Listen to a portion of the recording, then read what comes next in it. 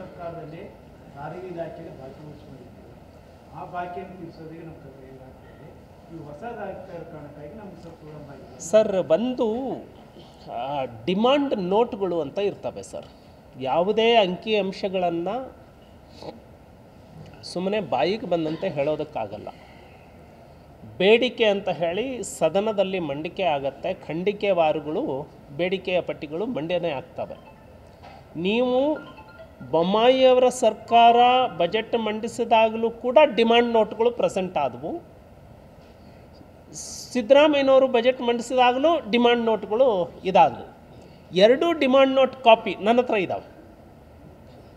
ಎರಡೂ ಡಿಮಾಂಡ್ ನೋಟ್ಗಳನ್ನು ನೀವು ಕಂಪೇರ್ ಮಾಡಿ. ಒಂದು ಯಾವುದೇ ಇಲಾಖೆ ಇದ್ದರೂ ಕೂಡ ಒಂದೇ ಸಾರಿ 30ನೇ ತಾರೀಕಿಗೆ ಅಕೌಂಟ್ ಕ್ಲೋಸ್ ಮಾಡೋದಕ್ಕಾಗಲ್ಲ, ನಾನು ಅದನ್ನು ಒಪ್ಕೊಳ್ತಾನೆ. ಸೊ ಅದನ್ನು ಹೇಳಿ, ಸಾರಿಗೆ ಇಲಾಖೆಗೆ EPF ಬೊಮ್ಮಾಯಿಯವರು ಬಿಟ್ಟು ಹೋಗುವಾಗ EPF ಎಷ್ಟಿತ್ತು ಪೆಂಡಿಂಗ್, ಗ್ರ್ಯಾಚ್ಯುಟಿ ಎಷ್ಟಿತ್ತು, ಆನಂತರ ಅಲ್ಲಿಯ ನಿಗಮಗಳಿಗೆ ಸರ್ಕಾರ ಹೊತ್ಕೊಂಡಂತಹ ಹೊಣೆಗಾರಿಕೆಗಳು ಎಷ್ಟಿದ್ವು, ಆ್ಯಸ್ ಆನ್ ಟುಡೇ ಎಷ್ಟಿದೆ. ಆನಂತರ ಹಿಂದಿನ ಈಗ ಸರ್ಕಾರ 2.5 ವರ್ಷ ಆಗಿದೆ ಅಲ್ಲ ಈ ಸರ್ಕಾರ ಬಂದು, ನಾನು ಇಷ್ಟೇ ಕಂಪೇರ್ ಮಾಡೋದಕ್ಕೆ ಹೇಳ್ತೇನೆ. ಹಿಂದೆ ಇವರು ಮುಖ್ಯಮಂತ್ರಿಯ ಈ ಸರ್ಕಾರ ಬರೋದಕ್ಕೆ ಮುಂಚೆ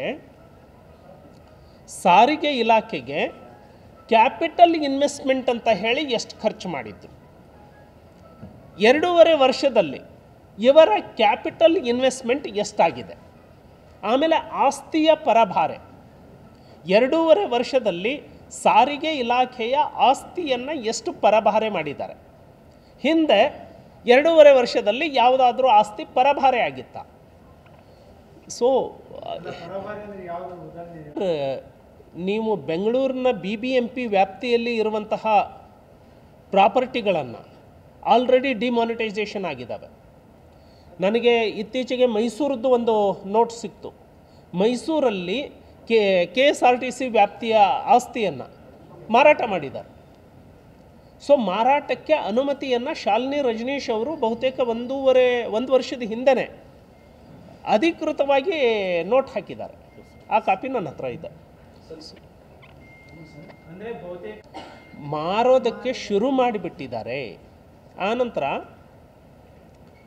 ಯಾವುದೇ ಸರ್ಕಾರ ಇರಲಿ, ಹಿಂದಿನ ಸರ್ಕಾರ ಇರಲಿ, ಈ ಸರ್ಕಾರ ಇರಲಿ, ಪಾಪ ಬೊಮ್ಮಾಯಿ ಸಾಹೇಬರು 1,000 ಕೋಟಿಯನ್ನು ಇನ್ಸೆಂಟಿವ್ ಆಗಿ ನಿಗಮಗಳಿಗೆ ಕೊಟ್ಟಿದ್ದರು. ನಿಗಮಗಳಿಗೆ ಹಂಚಿಕೆ ಮಾಡಿ 1,000 ಕೋಟಿ ಲಾಸಲ್ಲಿ ನಡೀತಾ ಇರೋದಕ್ಕೆ, ಲಾಸ್ ತುಂಬೋದಕ್ಕೆ ಕೊಟ್ಟಿದ್ದರು.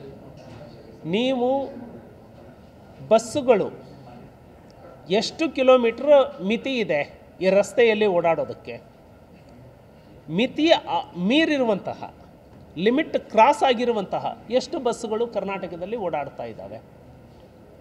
ಇದರಲ್ಲಿ ಸಾರ್ವಜನಿಕರ ಸುರಕ್ಷತೆಯ ಬಗ್ಗೆ ಇವರು ತೆಗೆದುಕೊಂಡಿರುವಂತಹ ಕ್ರಮ ಏನು? ಅಂದರೆ ನಾನು ಇರುವಷ್ಟು ದಿನ ಮಾರಿ ಕೊಡ್ತೀನಿ ಅಂದರೆ ಖಾಲಿ ಆದಮೇಲೆ ಕೊಡೋರು ಯಾರು?